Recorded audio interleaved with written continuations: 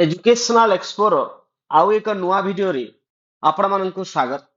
आपण माने जानिथिबे गतकाली जो एसएसडी स्कूल रो रिक्रूटमेंट चालुची टीजीटी हिंदी संस्कृत पीईटी रो डॉक्यूमेंट वेरिफिकेशन पाई नोटिस आसिला प्रोविजनल मेरिट लिस्ट आसीची आ तांकर जो डॉक्यूमेंट वेरिफिकेशन जो 5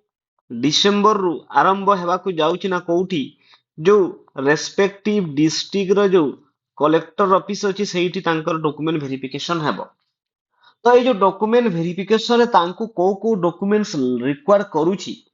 ता विषय रे हमें जानिबा। आ एई जो भिडियोटी जो बाकी जो कैटेगरी रे जेमिति कि आर्ट्स सीबीजेड पीसीएम तांकु मध्य हेल्पफुल हेबो। तो जदि हमें देखिबा जो को डॉक्यूमेंट्स तांकु दरकार करूची ताहेले एठी आपण देखि दियंतु कि कोन लेखा हैची original certificate documents to be produced during verification कोन सब लागिबो। फास्ट अछि candidates claiming reservation as SC, ST, SCBC persons with disabilities PWD category shall produce caste certificate certificate issued for the purpose of service unique disability identity UDID and card showing permanent disability issued by the competent authority। तो एठी कोन लेखा है एई जो category रो लोक अछंती जेमिति कि ST SC SCBC जो माने PWD तांकु जो रेस्पेक्टिव जो कैटेगरी रो सर्टिफिकेट प्रोड्यूस करबा पड़िबो। नेक्स्ट जो रहुची second point HSC examination pass 10+2 pass or other equivalent +3 pass or other equivalent educational certificates and mark sheet of qualifying examination। आपण माननकु 10th रो आपण जो +2 तापर एठी 10 +3 रो आपणकर जो सर्टिफिकेट प्लस मार्कशीट नै कि जिबे। तापर रहुची training pass certificate and marksheet as prescribe for different post mention in class 3A of the advertisement issued by NCT recognized college institution। आपण को डॉक्यूमेंट्स आउ दरकार करूची मु आपण देखि देबी ए जो क्लास 3A रे कोन कोन अछि। तापर देखंतु नंबर 4 रे कोन रहउची candidates possessing academic training qualification from outside Odisha must have produced required documents as mentioned in class 3A of the advertisement। को डॉक्यूमेंट्स दरकार पड़िबो सेटा भी हमकु देखि देबी। तापर देखंतु जो भी नंबर रहउची certificate passing BD CT OSSCT OTET as per required educational qualification जेमिति कि आपण जो टीजीटी पोस्ट पई पकोउछंती ताहले आपण को ए जो ओएसएसटी सर्टिफिकेट दरकार जो माने जो सेवक सेविका अछंती तांको पई ओटीईटी दरकार। तापर देखंतु certificate of passing Odia as a language subject in the final examination of class V7 from any school educational institution of Odisha और सेंट्रल गवर्नमेंट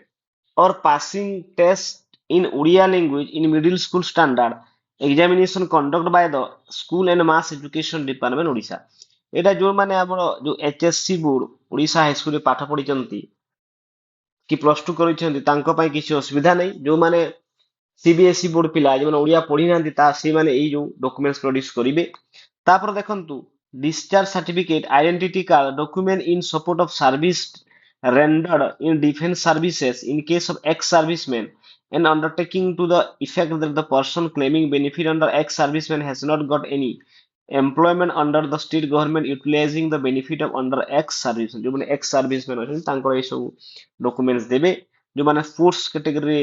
जो अप्लाई करिसंती sportsman ID card issue by sports and youth services department of government of Odisha if claim reservation as sports person. तापर आपण आउट देखंतु एठी resident certificate issue by the competent authority आपणकर एटा जो डिस्ट्रिक्ट कैडर पोस्ट तो एटा मध्ये आपनको मागुची आपणकर जो जो रिजल्ट भी आसीबा आपणकर डिस्ट्रिक्ट वाइज एठी आसीबो एटा मन रखंतु। तापर देखंतु आपण मानकर जो ए जो 3A क्लास जदी हम देखिबा एठी देखंतु आपणकर जो 3A रहुची को आपण जदी सपोज बीडी करूछंती को डॉक्यूमेंट्स दरकार देखंतु एठी कोन मेंशन करिछि एटा तो आपणकर जो ईयर रहुची आपण केते वर्ष हितबा कथा देखि देबे। तापर देखो in HSC certificate issue board of secondary education Odisha Odisha equivalent certificate issue by recognition board council Indian university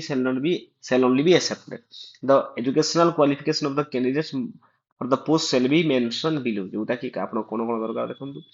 सब एटा होची आपणकर टीजीटी 10 ग्रेजुएट पीसीएम जो सॉरी आर्ट्स रो रहूची देखंतु एठी कोन कोन लागूची आपणकर जो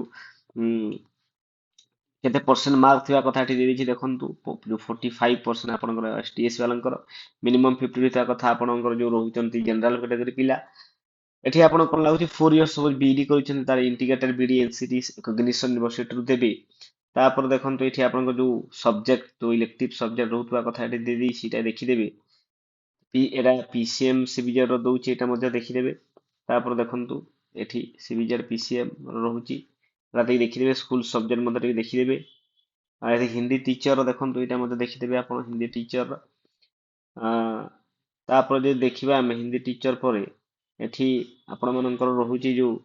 संस्कृत टीचर मानकर एटा मध्ये टिके देखि देबे आपण माने संस्कृत टीचर कोन कोन सब डॉक्यूमेंट्स लागुछि एठी जो सब देखि देबे संस्कृत टीचर मानकर टिके पढि देबे तापर देखंतु एठी बाकी जो रहला पीईटी मानकर लागुछि तो मु आपनको सिंपली कहि दउछि जो माने आउटसाइड बीडी करूछंती तांको कोन कोन डॉक्यूमेंट्स लागिबो सपोज जेमिति कि आपण आउटसाइड कोन दे प्रथमे आपणकर जो ना आउटसाइड बीडी करूछंती आपणको गोटिए जो इक्विवेलेंसी सर्टिफिकेट देबाकू पड़े इक्विवेलेंसी सर्टिफिकेट जो इक्विवेलेंस सर्टिफिकेट कहंती ता सर्टिफिकेट देबे एनी रिकॉग्नाइज्ड यूनिवर्सिटी हमर जो स्टेट स्थित थिबा तार इक्विवेलेंस सर्टिफिकेट देबे द्वितीयटी रहुची आपण मानकर एफिलिएशन आपण मानकर जो एफिलिएशन सर्टिफिकेट देबे एफिलिएशन इंस्टीट्यूशन जो यूनिवर्सिटी थिबो जोटा कि ताकू एनसीटी अप्रूव करूथबो तापरे आपणकर आ गुटे जो थाए OPTRMS एटा मध्ये आपण देबे जो माने आउटसाइड बीडी पिला आ जो माने ओडिशा रे पाठ पढुचंती तांकर किछ असुविधा नै आ आपण बाकी जो एजुकेशनल क्वालिफिकेशन रहउची जो बीडी सर्टिफिकेट वगैरह सेटा मध्ये आपण देबे आ सपोज आपणकर यदि मार्क नै ग्रेड ग्रेड रे अछि किंबा सीजीपीए रही त आपण से कन्वर्जन सर्टिफिकेट जदि अछि आपण पाखरे ताहा मध्ये प्रोड्यूस करिवे तापर देखंतु आ गुटे जिनिस हम देखिबा एठी आपणकर जो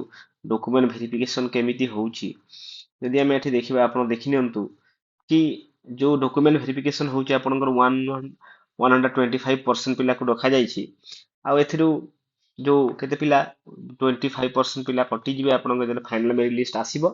100% 100 जति पोस्ट 100% पिला सिलेक्शन हेबे सपोज 100 पोस्ट अछि तो 100 पिला सिलेक्शन हेबे आ जो डाकी जंती 125% तो 25% पिला एठी कटि जिवे तापर देखंतु एठी आपणकर जो रहुची counselling they are may be counseling for choice post and district the shortlisted candidates category special category wise may be called counseling for the aforesaid group of posts तेले आपन फाइनल रिजल्ट आसी जिवो तापर आपन काउंसलिंग हेबो the allocation of post and district will be decided on the merit come choice for available vacancy then the vacancy हिसाब रे आपन सिलेक्शन हेबो select list केमति हेबो district wise provisional select list shall be drawn of counseling list eligible candidates separately for each district category wise as per vacancy advertisement for all posts allocation will be made on the basis of their merit choice preference post district as exercised by the candidate आपण जेमिति भरी थिबे आपणकर category आपणकर जो merit basis रे आपणकर district allocation हेबो एठी result आपणकर बाहरिबो देखि देबे एथिला संपूर्ण न्यूज आहुरी एमिति क्या न्यूज देखिबा पई आपण एजुकेशनल एक्सपो रो YouTube चैनल को लाइक एंड सब्सक्राइब कर दियंतु थैंक यू धन्यवाद।